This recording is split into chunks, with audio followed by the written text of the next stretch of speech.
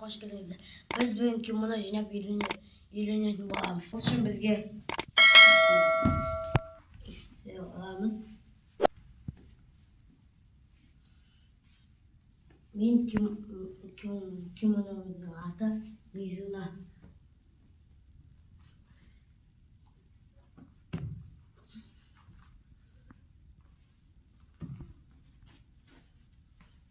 Şimdi kimonomыздың астын жинайтын боламыз.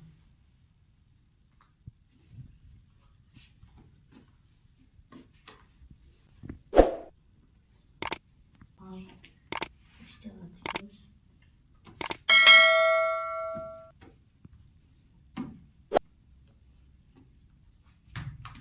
Şimdi biz poşette kimonomuzға байлайтын боламыз. Теңестіріп алатын боламыз.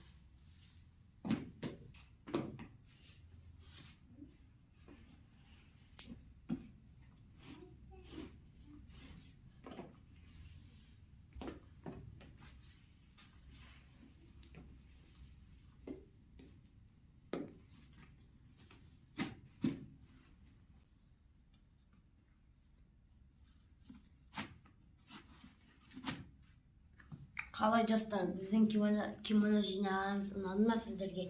Сіздер лайк басып, комментарий жазып, достарыңызға жіберіп, келесіде қандай челлендж соны комментарийға жазып өтіңіздер. Сау болыңыздар.